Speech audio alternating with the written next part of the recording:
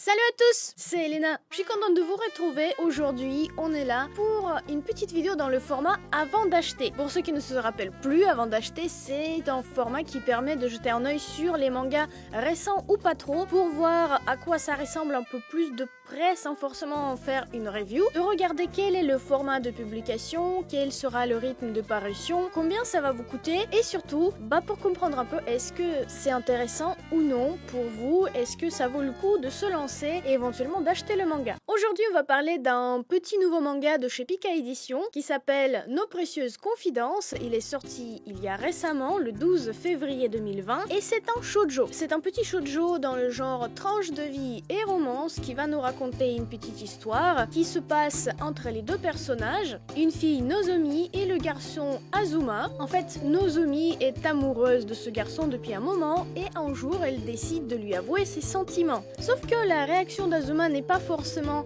magnifique, il passe complètement à côté de cette annonce qu'il ne comprend pas ou en tout cas il ne fait pas attention à cette annonce là et au contraire il commence à poser des questions sur des filles en mode mais pourquoi elles réagissent tous comme ça, pourquoi est-ce qu'il faut absolument faire des déclarations d'amour, avec quoi est-ce que ça rime, à quoi est-ce que ça sert. Il montre en fait qu'il comprend absolument pas les réflexions que les filles ont derrière leur tête et il comprend absolument pas comment communiquer avec elles. Il se suit alors plusieurs discussions entre ces deux personnages qui se passent toujours dans un décor de gare où Azuma attend son train. Ils parlent de plusieurs choses, généralement autour d'une question précise posée par Azuma ou quelque chose apporté par Nozomi, quelque chose par exemple qui s'est passé dans sa journée et c'est plutôt sympa. Le tome 2 est déjà prévu, il va sortir le 15 avril 2020 et les prix des tomes sont à 6,95 €. On peut donc espérer une sortie de un tome tous les 2 mois, ce qui est plutôt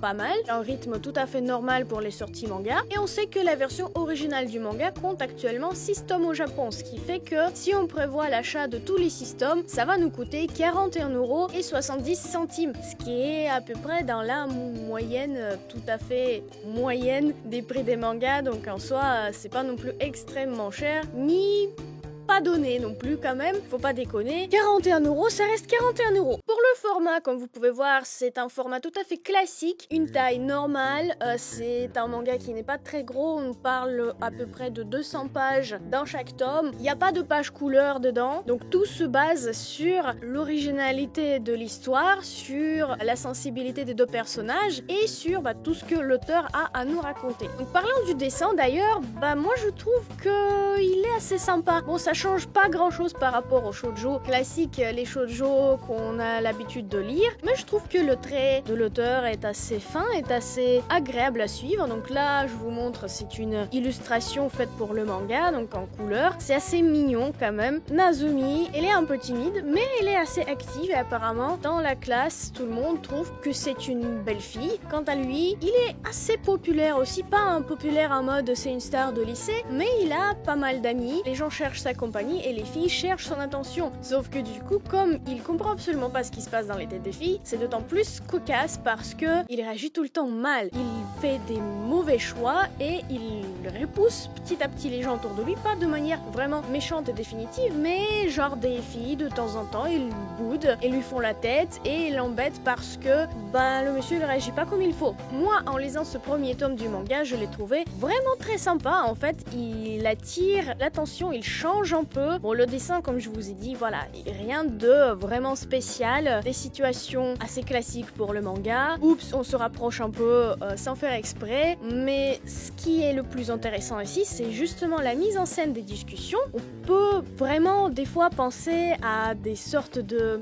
discussions psychologiques où chacun explique à l'autre qu'est-ce qui se passe dans la tête du sexe opposé. Parce qu'au final, dans ce manga-là, c'est même pas tellement une histoire d'amour entre ces deux personnages qui est mise en avant, mais surtout une mise en avant de discussions entre les deux personnages de sexe différents qui parlent des spécialités de leur propre sexe, c'est-à-dire tout ce qui se passe dans les têtes des filles ou des garçons par exemple. Donc les garçons qui se posent posent des questions sur le comportement des filles, et en face les filles qui se posent des questions sur le comportement des garçons, qui ne comprennent pas forcément les raisons de ce comportement-là, et surtout, du coup là, ils ont une chance de discuter tête à tête, sans gêne, sans aucune distance. Ils se posent des questions sur plein de choses, sur pourquoi les garçons aiment des combats, sur pourquoi les filles cherchent tellement à être complimentées, sur pourquoi les filles parlent beaucoup. Il y a même une situation un peu plus sensible où il y a un des amis de Azuma qui arrive et qui dit qu'il soupçonne que sa copine le trompe. Il cherche à comprendre en fait qu'est-ce qui se passe et quelles sont les raisons, et c'est vraiment très intéressant à voir ce regard-là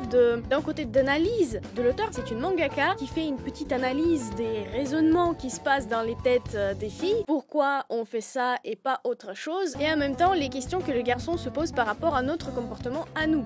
En même temps, croyez pas que ça va que dans le même sens. Il n'y a pas que Azuma qui pose des questions sur le comportement des filles, il y a aussi de temps en temps Nazumi qui pose des questions sur le comportement des garçons et qui cherche à comprendre pourquoi, pareil, les réactions des garçons sont pas telles qu'elle attend. Ou par exemple, pourquoi est-ce que des fois les garçons réagissent bizarrement sur les actions des filles. C'est vraiment très sympa de voir ce genre d'histoire. Ça change. Lire ce tome 1 m'a fait pas mal sourire et même rire parce que les situations sont assez rigolotes et surtout, je les comprends ces situations-là. Je peux comprendre que les gens peuvent se poser ce genre de questions et surtout, je peux comprendre le raisonnement qui se cache derrière les réponses. Donc, c'est assez marrant, c'est assez frais. En shoujo qui parle quand même d'une petite romance parce que malgré tout, il aura quand même une petite romance entre les deux personnages parce que petit à petit ils se rapprochent, même si le garçon il ne comprend toujours pas que la déclaration d'amour de Nozomi était vraie, bah malgré tout ils vont petit à petit se rapprocher et il aura peut-être une histoire d'amour qui va se développer dans la suite en fait du manga. Mais effectivement c'est très frais, c'est agréable à lire. À mon avis, si